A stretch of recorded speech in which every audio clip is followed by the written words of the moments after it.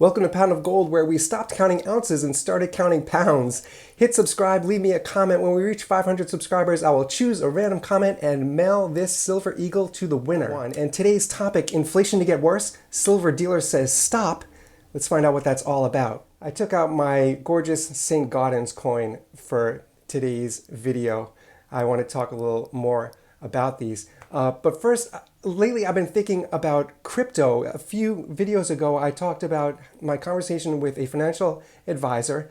And remember, I'm not a financial advisor. I'm just a regular guy who stacks bullion and collects coins.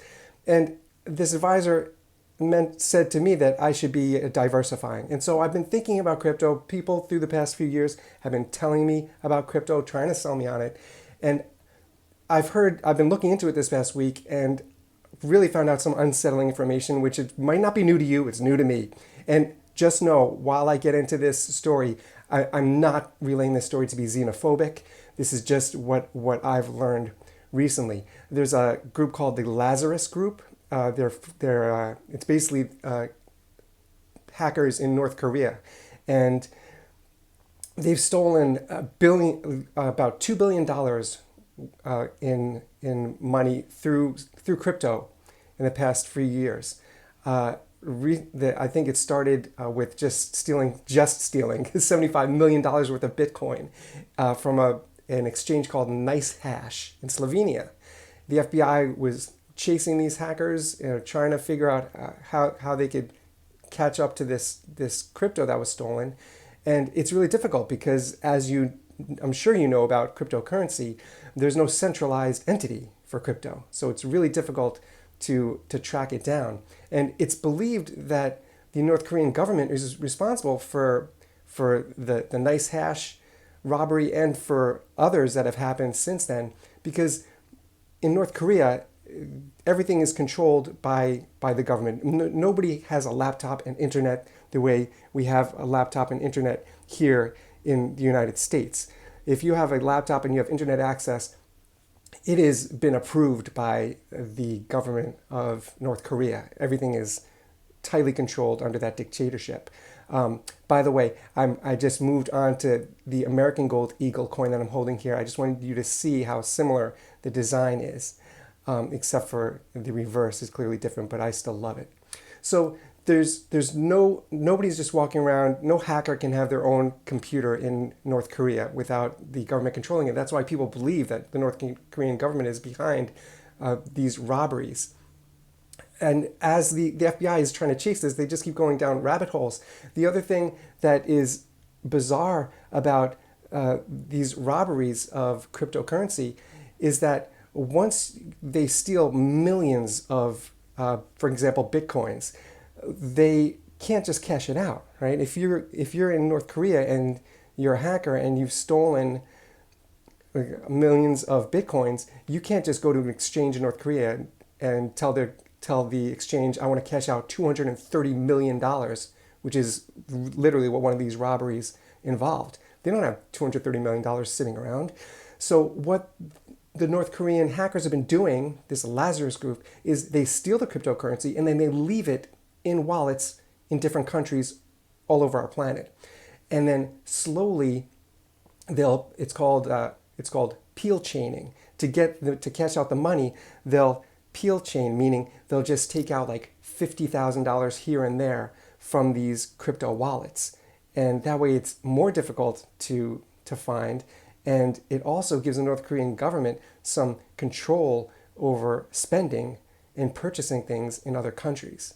It's really frightening. The frightening thing about me as an investor is, how do I know that I'm not going to get a notification someday that, oh, my specific Bitcoin or whatever I purchased, my cryptocurrency, has been stolen and there's no way to get it back, right? Like, I think that's why you watching this video and we really love holding our investments in our hand.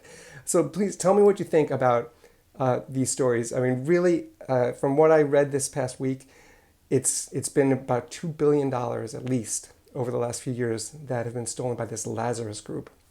It's all new to me. It might not be new to you. So today's topic I spoke to my bullion dealer because gold keeps hovering around 1700, so I'm excited. I want to make some more purchases, and my bullion dealer actually told me to stop, and that's amazing and not a very good business model for him.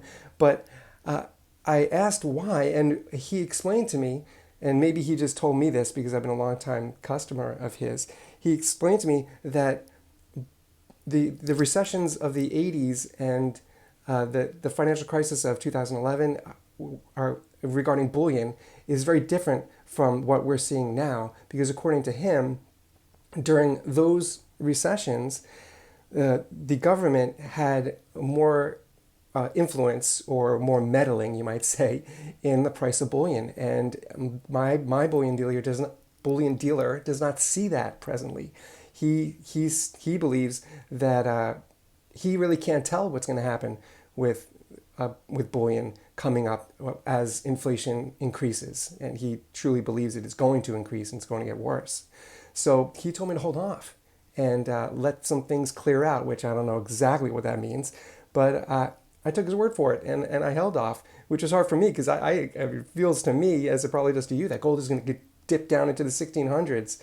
And if you had told me this 6 months ago, when I was paying 1850, even 1900 spot, like before the premium, I was paying that stuff, those numbers, I wouldn't believe you.